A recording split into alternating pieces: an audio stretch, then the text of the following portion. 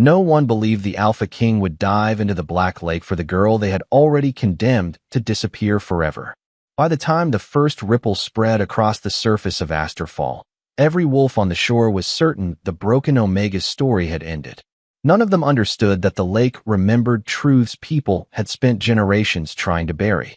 Talia Price stood barefoot on the ancient stone platform, her wrists bound with braided silver cords that bit gently but relentlessly into her pale skin. Cold water washed over her ankles as the sinking post groaned beneath her weight, lowering inch by inch toward the waiting darkness. Around her, nearly 200 wolves from Tidefin Pack watched beneath a sky washed in moonlight, their lanterns casting trembling circles of gold across faces that held pity, fear, satisfaction, or carefully practiced indifference. Not one voice rose in protest. Not one hand reached toward her. 22 years of quiet endurance had led to this single impossible night. They had called her broken for so long that eventually the word had replaced her name.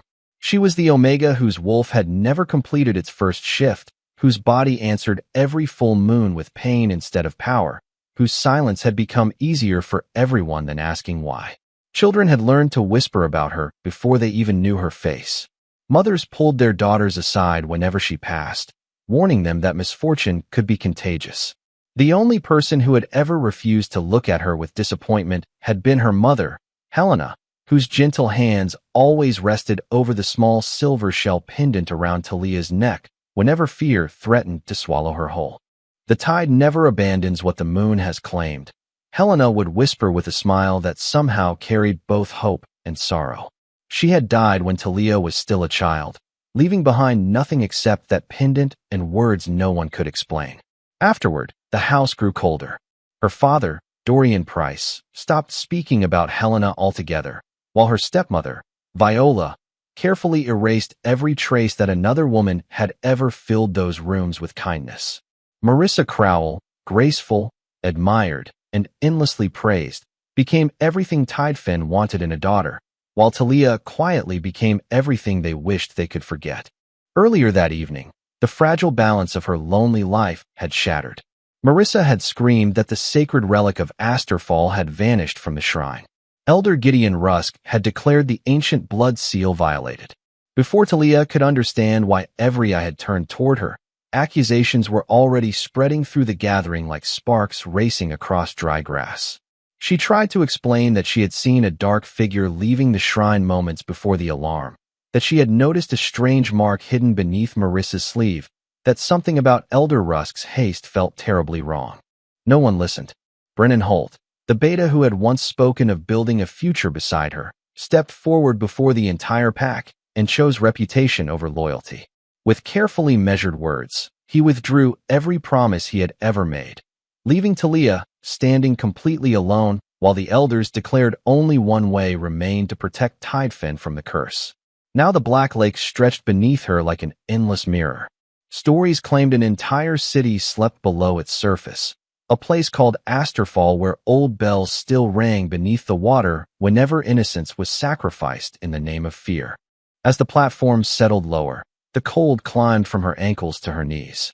She searched the crowd one final time until she found Dorian standing beside Viola in his formal gray coat.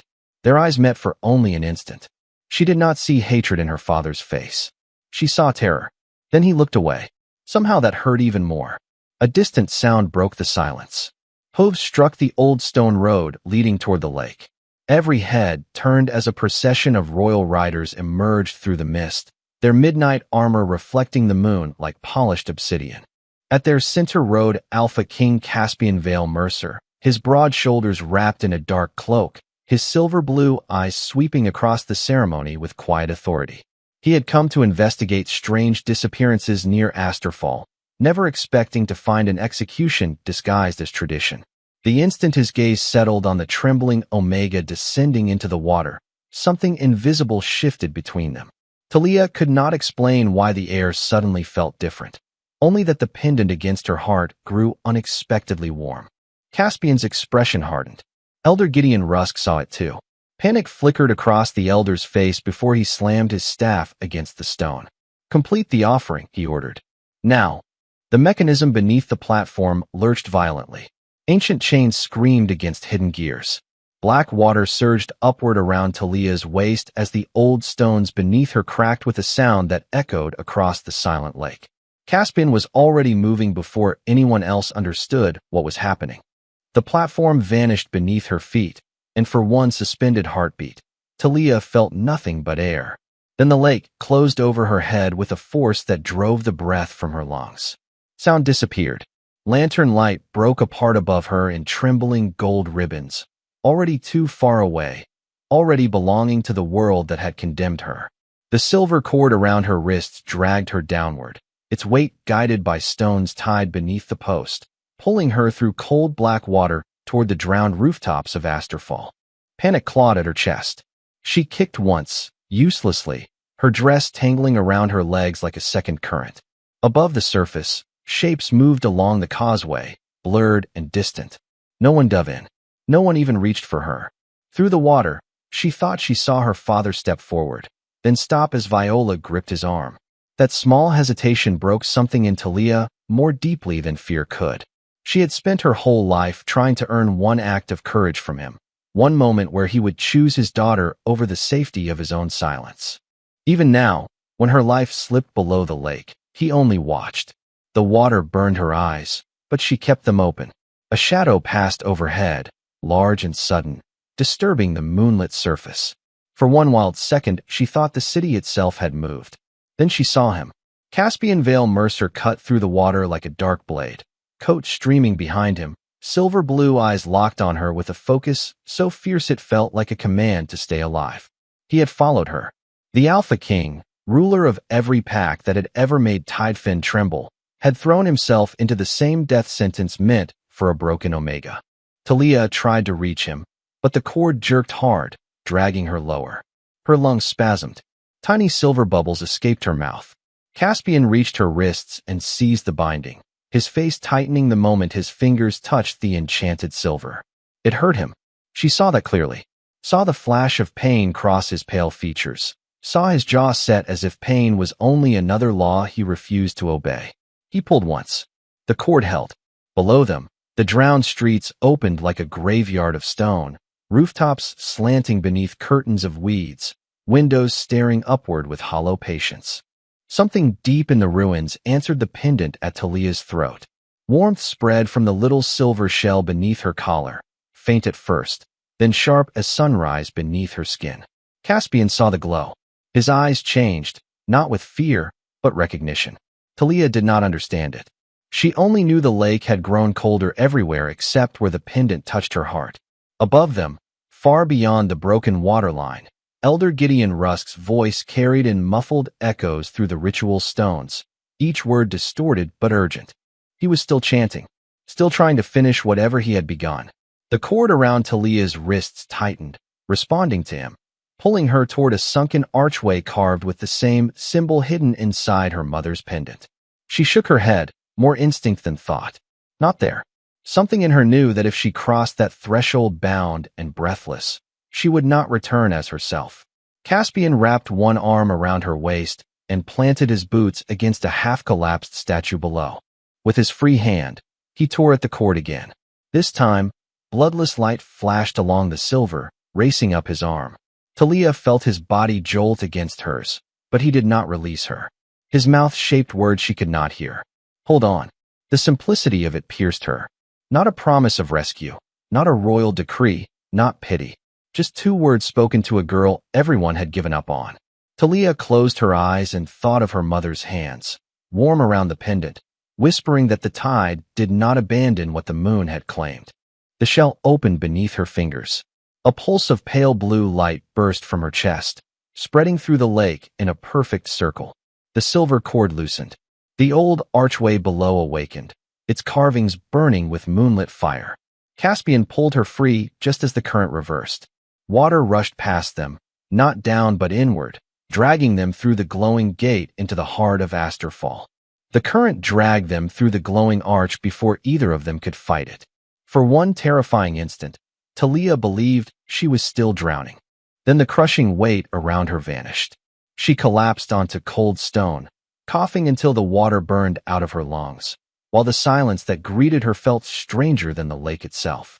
Caspian landed beside her only a heartbeat later, immediately reaching for her without hesitation, his hand steady against her shoulder until her breathing slowed. "Easy," he said quietly. "You are alive." She looked up at him, unable to answer. Above them, the lake still existed, but not where it should.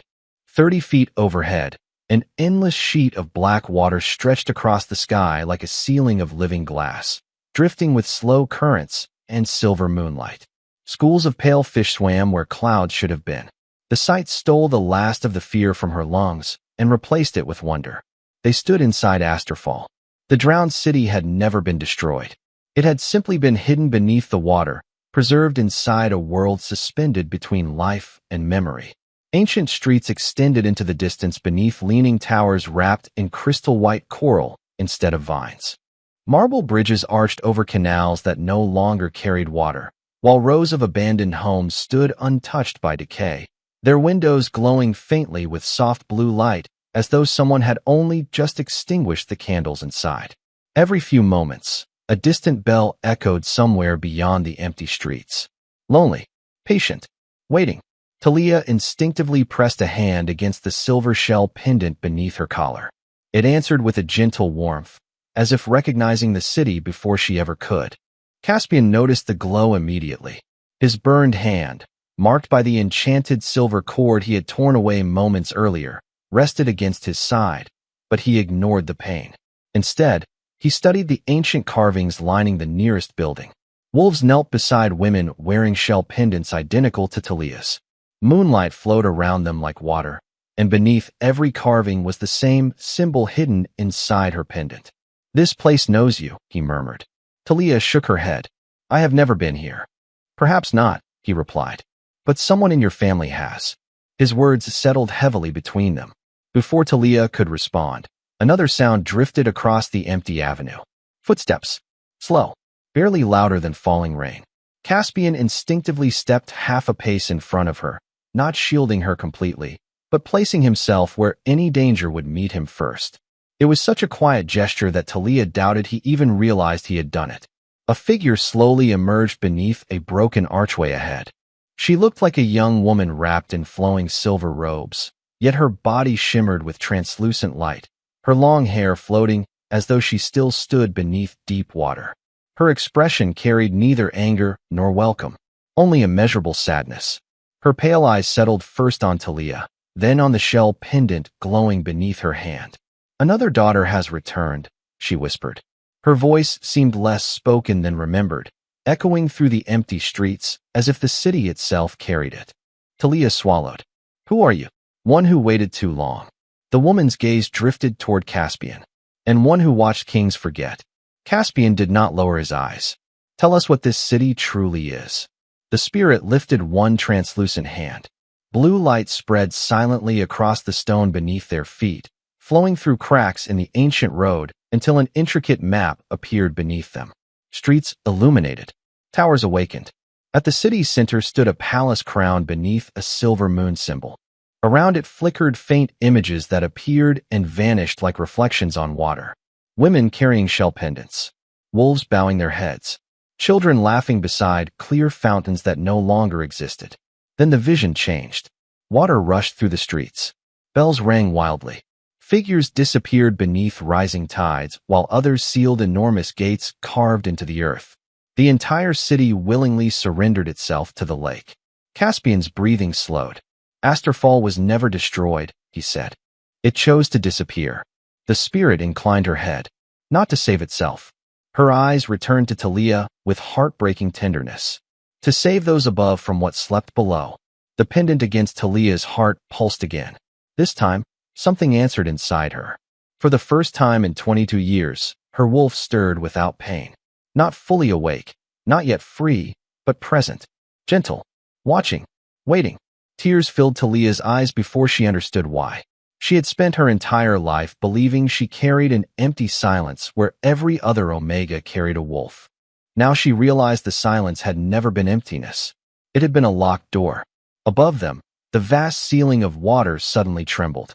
Dark ripples spread across its surface like ink spilling through glass. The spirit looked upward, and genuine fear crossed her face for the first time. "The Elder has not stopped," she said. "He is trying to seal the city forever." Caspian followed her gaze, then looked back at Talia with quiet resolve. "Then we do not have much time." The spirit raised her hand once more, pointing toward the glowing palace at the heart of Asterfall. "Your answers are waiting there," she said. "Along with the truth both your bloodlines have feared for generations." The palace waited at the end of the avenue like a wound the city had never healed. Its marble doors stood half open, carved with wolves, moons, and waves that seemed to shift whenever Talia looked away. She walked beside Caspian in silence, her wet dress heavy against her legs, her mother's pendant pulsing in small, patient beats beneath her fingers. Every step drew a faint answer from the stones, thin lines of blue light waking under her feet, as if Asterfall recognized her before she recognized herself. That frightened her more than the darkness. She had spent 22 years being told she was incomplete, a mistake with no place in any pack, and now an entire drowned city was opening for her like a house that had been waiting. Caspian kept close, but not too close. He watched the windows, the arches, the hanging lake above them. Yet Talia felt his attention return to her whenever her breath caught. "You do not have to pretend you are not afraid," he said. The gentleness in his voice surprised her. "I am not pretending," she answered, then gave a small, broken laugh. "I am simply experienced at being afraid quietly." Something moved across his face, a shadow deeper than sympathy. "That is not strength anyone should have forced you to learn." The words reached places in her that apology never had. Before she could answer, the palace doors groaned inward without being touched. Inside, the grand hall was dry, untouched by weeds or silt, lit by a ceiling of suspended water that shimmered like midnight glass. Along the walls, hundreds of names were carved into silver plaques, most worn beyond reading. At the far end stood a moonstone basin filled not with water, but with moving light. The spirit from the avenue appeared beside it, her pale form flickering. "Only blood remembers what fear erased," she said. Caspian's posture hardened. "Speak plainly." The spirit lifted her hand, and the basin brightened. Images rose within it. A young woman with Talia's ash-brown hair placing a silver shell pendant into the hands of a child. Royal guards wearing an older version of Caspian's crest. Elders binding women at the flooded altar while kings looked away. Talia's stomach twisted. "My mother," she whispered. The image shifted. Talia saw her mother older, frightened but resolute, standing before this same basin. Beside her was Elder Gideon Rusk, younger than, his face smooth with false concern. He held a knife of black glass and a treaty stamped with the royal seal. "No," Caspian said, very quietly. "Not denial. Recognition." The spirit looked at him with sorrow. "Your uncle's council made the pact. Your throne inherited it." Talia turned to him, and for the first time, the space between them felt dangerous. "What pact?" Caspian did not look away from the basin. "Asterfall was sealed generations ago to contain a shadow curse tied to my bloodline. I was told the seal was maintained by volunteers from the old healer families." The basin darkened. The images showed women dragged to the lake under moonless skies, their pendants taken, their names removed from pack records. Not volunteers. Offerings. Talia's hand flew to her mouth. The hall seemed to tilt beneath her. Her mother had not vanished from illness, as Viola had always claimed. She had come here. She had closed something. She had left the pendant behind because she knew one day her daughter would be hunted for the same reason. Caspian stepped toward Talia, then stopped when she stepped back. The pain in his eyes was real, but so was the truth between them. "I did not know," he said. "But my ignorance does not make it clean." That sentence changed him in her mind. Not innocent. Not enemy. Something harder to understand. A king willing to stand inside the shame of his own crown. The basin flared again, and this time Talia saw the present, Rusk above the lake, Marissa beside him with her sleeve rolled back, revealing the same hidden mark Talia had seen near the shrine. Viola held the stolen relic against the ritual stone while Brennan kept the crowd away. Dorian stood frozen behind them, his face gray with horror too late to matter. Rusk's chant shook the palace walls. The spirit's voice sharpened. "They do not mean to keep the city sealed. They mean to open it and place the blame on the broken girl." The ceiling of water cracked with silver lines. Caspian seized Talia's hand as the hall trembled, but this time she did not pull away. The pendant opened against her chest, revealing a tiny pearl etched with the symbol of Asterfall. In its glow, her wolf stirred again, clear and awake. The first turn had come not from rescue, but from truth. Talia Price had not been thrown away because she was broken. She had been chosen because someone feared what would happen when she remembered she was not. The pearl inside the pendant did not simply glow, it listened. Talia felt it turn warm against her skin, answering the awakened lines beneath the palace floor, answering the frightened pulse inside her own chest. The hall trembled harder. Above them, the ceiling of suspended lake water split into thin silver fractures, each one spreading with a sound like ice under weight. Caspian kept hold of her hand, steady but not possessive, his burned palm rough against her damp fingers.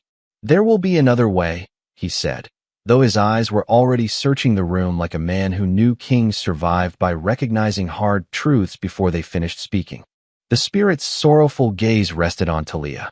"There was another way once. Your mother used it to delay the opening. She gave her life to keep the shadow beneath the city asleep." Talia's breath caught, not because she had not feared it, but because hearing it aloud made every lie of her childhood collapse at once. No fever, no quiet death, no shame. Her mother had stood here, where Talia stood now, and chosen a daughter's future over her own. The ache that followed was too large for tears. It filled her ribs, her throat, the hollow places where she had stored years of believing she had been abandoned. Caspian bowed his head, and when he spoke, his voice had lost its royal distance. "I am sorry." Talia looked at him. "Sorry will not raise her." "No," he said, "but truth may keep them from burying you beside her." The floor opened beneath the moonstone basin, revealing 7 shallow steps leading down into a chamber of pale blue fire. At its center stood a stone cradle holding an empty shell-shaped hollow, exactly the size of Talia's pearl. The spirit's form flickered as Rusk's chant shook the city from above. "If the heir of the Moontide Healers places the heart pearl there, the gate will bind to her living blood. The city will no longer accept false offerings. No elder, no pack, no king will command Asterfall again." Talia heard what the spirit did not say. "And me?" The silence answered first. Then the spirit said, "You will be tied to the city until the curse is faced. You may leave, but you will never again be only yourself." Caspian's grip tightened for 1 second before he forced his hand to loosen. "No, she has already been used by enough people." The protectiveness in his voice should have comforted her. Instead, it sharpened the choice. For the first time, someone powerful wanted to stop the world from taking from her, yet stopping it now meant letting Rusk finish what he had begun. Above the lake, Viola, Marissa, Brennan, and every coward who had hidden behind law would survive by naming her guilty. More girls would be led to the water. More mothers would disappear into polite lies. Talia descended the first step. Caspian moved with her. "Talia." Her name in his voice was not a command. It was a plea he had too much discipline to make. She turned back, seeing not the Alpha King, not the cold ruler from whispered stories, but a man trapped inside a legacy built before he was born and brave enough to hate it. "All my life," she said softly, "they told me I was empty because my wolf would not come when they demanded. Maybe she was not broken. Maybe she was waiting until I had something worth protecting." His face tightened with emotion he did not try to hide. "If you do this, I stand with you." "Not in front of me," she said. "Beside me." A faint, startled warmth crossed his eyes. "Beside you." Together, they reached the cradle. Talia opened the pendant fully and lifted the pearl free. The moment it left the shell, her wolf rose inside her, no longer a fragment of pain, but a silver-white presence pressed gently against her soul. Talia almost sobbed from the relief of it. She had never been alone in her own body. She had only been locked away from herself. She placed the pearl into the hollow. Light burst upward through the palace, through the drowned streets, through the lake above, turning every drop of black water blue. Somewhere far overhead, the ritual chant broke. The city answered Talia with the sound of 1,000 hidden bells, and the bond between her blood and Asterfall sealed with a quiet finality that felt like a door closing behind her. There would be no returning to the girl who begged to be believed. From this breath forward, Tidefin would have to face the woman it failed to drown. The blue light did not fade after the city accepted her. It settled into Talia's bones like a second heartbeat, quiet, steady, impossible to deny. The palace walls opened around her in layers of memory, not pictures this time, but feelings so vivid they nearly took her breath. Her mother's fear, her mother's love, the taste of salt air on the night she chose to seal Asterfall, the weight of a baby girl kissed one final time before dawn. Talia pressed a hand to the cradle, trembling, while Caspian stood beside her with his shoulder close enough to offer strength and far enough to let her stand on her own. The spirit watched them from the steps, her face less hollow now, as if Talia's choice had given some small piece of the city back to itself. Your mother's name was Helena Price, the spirit said. But before Tidefin claimed her, she was Helena Voss, last sworn keeper of the Moontide Healers. Talia closed her eyes. Voss, a name no one had ever spoken in her father's house. Why hide that from me? Because the healers were not weak, Caspian answered softly, piecing the truth together with visible pain. They were the only bloodline that could refuse a king. The spirit's gaze shifted to him, and the only bloodline that could save one. The floor beneath the cradle brightened, revealing an older carving. Two wolves facing each other across a moonlit tide, one crowned in shadow, the other marked with a shell. Caspian went still. Talia saw the change in him, the careful guard falling over his face. Tell her, the spirit said. For a moment, he looked like he would rather face the collapsing lake than speak. Then he drew a slow breath. The shadow curse is not only in the city. It is in my blood. Every ruler of my line carries it. Some controlled it. Some were consumed by it. My father became cruel before I challenged him. I thought power made him that way. His voice lowered. Now I wonder how much of him was still his own. Talia remembered the stories whispered about Caspian, the cold king, the dangerous king, the man no lie survived. She had feared him before she knew him. Now she saw something worse than cruelty in him. She saw a man who had spent years mastering himself because he was terrified of becoming what he overthrew. That is why Rusk wanted the city opened, she said. Not just for power. For leverage, Caspian said. If he controls Asterfall, he controls the curse. If he controls the curse, he controls the throne. The spirit lifted her hand, and another image rose from the floor. Elder Gideon Rusk kneeling years ago before Viola Price, placing the black glass knife into her palm while Marissa, still a child, watched from behind a door. Viola's face was younger, but her ambition was already old. Beside them stood Dorian Price, pale and shaking, signing a pack record that erased Helena Voss from Tidefin history and renamed her only as his obedient Omega wife. Talia's throat tightened. My father knew. The words came out small, but they changed the air. Caspian looked at her with the kind of silence that did not excuse the wound. The spirit's voice softened. He knew enough to fear the truth, not enough to protect it. That mercy hurt more than accusation. Talia wanted anger to make it clean, but grief rose first. Her father had not been a monster standing over her with a knife. He had been a coward standing one step away, letting others cut her life into pieces because obedience felt safer than love. Above them, a violent tremor ran through the city. Dust fell from the palace arch. The suspended lake ceiling darkened at the edges, turning from blue to bruised violet. The spirit looked upward. Rusk has changed the ritual. He cannot command the city now, so he will break the surface seal and let the shadow climb through Tidefin. Caspian's eyes sharpened. How long? Minutes. Talia felt her wolf press forward, silver and frightened, but no longer silent. Then we go back. Caspian turned to her. If we return before you understand the bond, Rusk will use the crowd against you. Fear is his weapon. Then truth has to be mine. The answer surprised her with its steadiness. She touched the pendant shell, now empty but alive with warmth. I spent my life waiting for someone to prove I was not broken. Maybe I have to stop waiting. Caspian held out his burned hand. Not to lead, not to claim, to join. Then we returned together.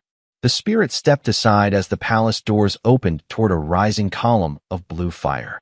In its center, Talia saw the causeway above, the pack gathered in terror, and Marissa holding the stolen relic as if it had begun to burn her. The truth was ready to surface, but so was the curse beneath it.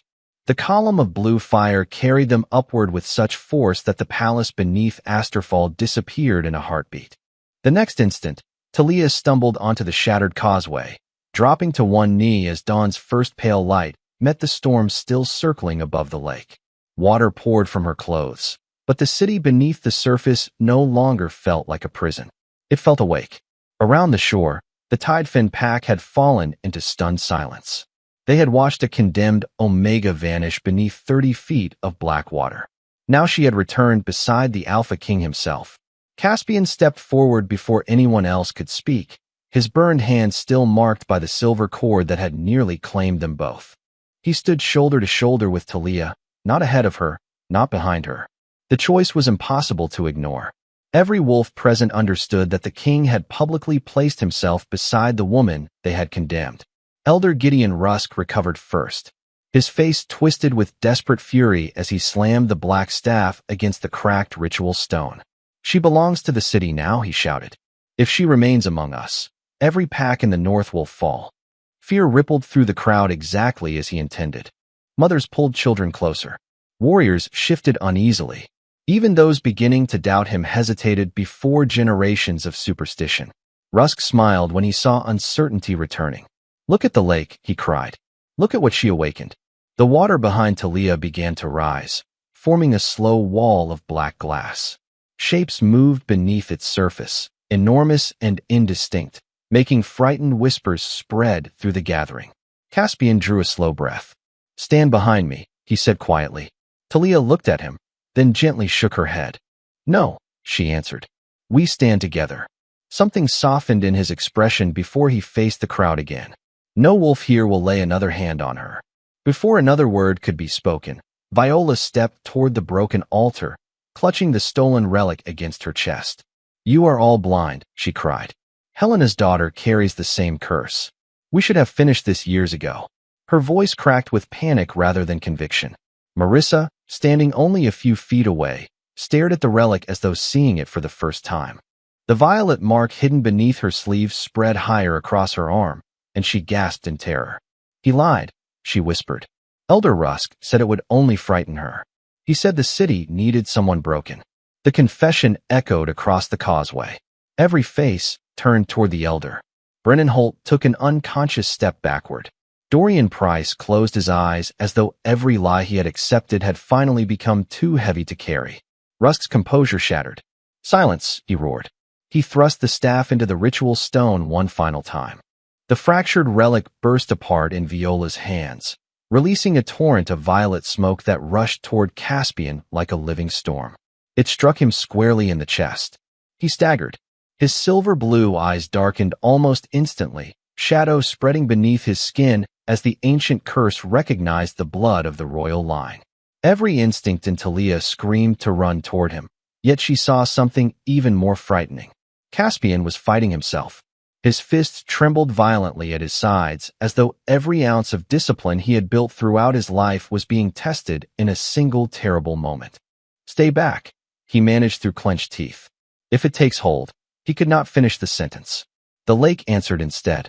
Black waves surged against the shore.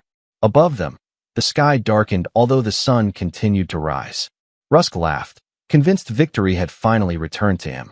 "Your king carries the darkness," he shouted to the pack. The broken Omega merely awakened it. Fear began shifting once more toward Caspian. Talia saw exactly what Rusk wanted. If the crowd believed the king himself had become the curse, panic would finish what the ritual could not. Then, from somewhere deep beneath the lake, a single bell rang. Clear, calm, familiar. The empty shell pendant resting against Talia's heart grew warm, and for the first time her wolf did not merely stir. She stepped fully beside her, silver white, luminous, not in physical form, but as a presence so gentle that every frantic beat of Talia's heart suddenly steadied. She understood then what the Moontide healers had protected through generations. Their gift had never been destroying darkness. It was refusing to surrender compassion to it. Talia walked straight toward Caspian while everyone else recoiled. She placed both hands against his chest, directly over the shadows spreading beneath his heart. His breathing was ragged. His eyes struggled to focus on hers. "Look at me," she whispered. "You crossed the lake because you believed I deserved to live before you knew who I was. Let me believe the same about you." For one endless heartbeat, nothing happened. Then Caspian lifted his gaze. The darkness still fought inside him, but he was no longer fighting it alone. Blue light flowed from Talia's hands, not like a weapon, but like dawn quietly entering a room after the longest night. It spread through Caspian, into the shattered ritual stone, and finally into the lake itself. The black wall of water dissolved into countless silver droplets that fell gently across the gathering like warm rain. Beneath the clear surface, the towers of Asterfall rose into view for every wolf to see. Not cursed ruins. A forgotten city waiting to be remembered. Elder Gideon Rusk dropped his staff as a crack split it from end to end. Captain Naomi Wren immediately seized him while royal guards surrounded Viola without resistance. No one moved to defend them. No one looked at Talia with fear anymore. They looked at her with the stunned realization that the woman they had called broken had just saved the king they had believed could save everyone else. The first sound after the bells faded was not triumph. It was the quiet, frightened breathing of a pack that had finally run out of lies. Talia lowered Caspian carefully onto the wet stone, one hand still pressed to his shoulder as the last violet threads withdrew from his eyes. He looked up at her, not ashamed of having fallen, not too proud to accept that she had held him through the worst of it. "I am here," he said, his voice rough but clear. Only then did she let herself breathe. Around them, royal guards moved with calm precision. Captain Naomi Wren bound Elder Gideon Rusk's hands in iron etched with royal seals, while two guards secured Viola Price before she could reach the broken relic. Brennan Holt stood motionless, stripped of certainty, watching power turn away from him for the first time in his life. Marissa remained on her knees, clutching her marked arm as if she could hide what the entire pack had seen. No one laughed. No one whispered broken. The word had drowned somewhere beneath the rising bells. Caspian pushed himself upright with effort, and when Talia reached to help him, he accepted her hand in front of everyone. That simple choice changed the air more than any decree. "By authority of the Northern Tide's dominion," he said, his voice carrying across the causeway. "Gideon Rusk is charged with unlawful ritual practice, conspiracy against the crown, and the murder of those offered to Asterfall under false law." Rusk lifted his chin, but fear had made him smaller. "You cannot prove generations of custom were crimes." Caspian's gaze turned cold. "Custom does not make cowardice holy." Then he looked to Naomi. "Search the shrine, the elder house, and every sealed record in Tidefen. No name erased from Asterfall will remain buried." Naomi bowed once. "Yes, your majesty." Viola's composure cracked then, not into remorse, but outrage. "She would have ruined us," she snapped, pointing at Talia. "Helena's blood was always dangerous. I protected this family." Dorian flinched at Helena's name. Talia felt the old wound open, but it did not control her now. She stepped forward, her empty shell pendant resting against her heart, and met Viola's eyes without lowering her own. "You protected your comfort," she said. "Not this family." The words were not shouted, yet they traveled through every stunned face around them. Marissa began to sob harder. "I did not know he meant to open the city," she said, looking not at Talia, but at the ground. "I only wanted them to stop choosing you even when they called you nothing." The confession was ugly in its smallness, and somehow sadder for it. Talia had imagined justice would feel like fire. Instead, it felt like standing in cold morning air, seeing how much damage frightened people could cause when they mistook envy for injury. Brennan finally found his voice. "Talia, I was misled." She turned to him, and he stopped. Perhaps he saw the girl who once waited for his approval was gone. Perhaps he understood too late that rejection had not freed him, it had revealed him. "You were willing," she said. "That was all." His face folded around the truth. Then Dorian Price took a step toward her, slower than a man approaching a throne, more broken than any apology could repair. "Talia," he whispered, "I signed because Rusk said your mother had doomed the pack. I thought silence would keep you safe." Her throat tightened. For years, she had wanted him to explain himself. Now the explanation felt like an empty bowl offered after starvation. "Safe?" she asked softly. Dorian's eyes filled. He had no answer large enough. Talia looked at the man who had given her his name, but not his courage, and something inside her loosened. Not forgiveness. Not yet. But the end of begging. "You will tell the royal court everything about Helena Voss," she said. "Every record. Every lie." Every person who knew. Dorian bowed his head. I will. Behind them, the lake shimmered blue, and the ghostly outline of Asterfall sank back beneath the surface, no longer hidden, only waiting. Caspian came to stand beside Talia, close enough that his presence steadied without overshadowing. The pack owes you more than belief, he said. It owes you witness. One by one, wolves lowered their heads, not to the Alpha King, but to her. Talia felt her wolf stir, calm and whole. Yet beneath that fragile peace, the pendant shell gave one final pulse, and from deep under the water came a single bell note, soft as a warning and tender as a promise. The sun rose slowly over Tide Fen, washing the lake in soft bands of gold and silver until the water no longer resembled the place where fear had ruled for generations. The shattered ritual stones remained where they had fallen, untouched, not as monuments to victory, but as quiet reminders of what happened when tradition forgot compassion.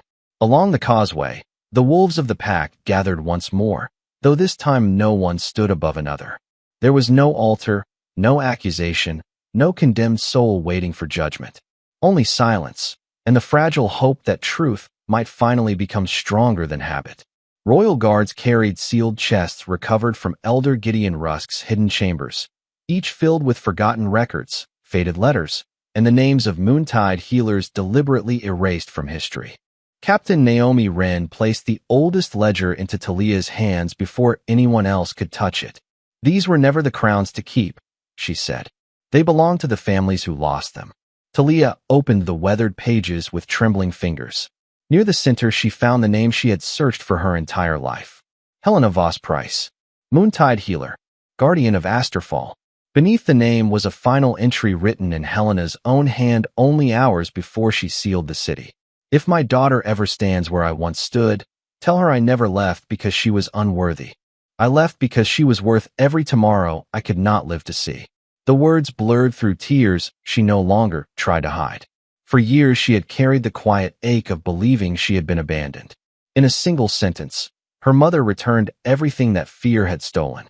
Talia closed the book against her heart and looked toward the lake. The morning breeze brushed gently across her face, warm and familiar, carrying the faint scent of rain and wildflowers that Helena had always loved. She smiled through her tears, not because grief had disappeared, but because it no longer stood alone. Dorian Price approached slowly, stopping several feet away as though he understood that love could never be demanded after trust had been broken. His shoulders seemed smaller than they had the night before. I spent years believing silence protected the people I loved, he said quietly. It only protected the people who frightened me. He lowered himself to one knee, not before a queen or a king, but before his daughter. I cannot ask you to forgive me. I can only promise that every lie I helped preserve will end with me. Talia looked at the father she had spent most of her life trying to earn. She realized, with surprising peace, that she no longer needed his approval to know her own worth. She stepped forward and gently asked him to rise. Tell my mother's story, she said. Tell it until no child grows up believing courage looks like silence. Dorian nodded, tears shining openly now. I will. Nearby, Viola was led away beneath royal escort without resistance, stripped not only of her influence, but of the lies she had hidden behind. Brennan Holt accepted judgment with lowered eyes, finally understanding that the moment he chose comfort over character had cost him far more than a future marriage. Marissa paused before climbing into the waiting carriage. She faced Talia one final time, her voice barely above a whisper. Your mother loved me when she did not have to. I answered kindness with envy. Talia held her gaze without bitterness. Then spend the rest of your life becoming the woman she believed you could be. Marissa closed her eyes, overcome not by punishment, but by the weight of grace she knew she had never deserved. When the prisoners departed, Caspian walked quietly toward the edge of the lake, where Talia stood alone. Neither spoke for several moments. Beneath the clear water, the graceful towers of Asterfall rested peacefully in the morning light, no longer hidden by darkness, no longer feared by those above. Caspian removed the heavy cloak from his own shoulders and gently settled it around hers against the cool breeze.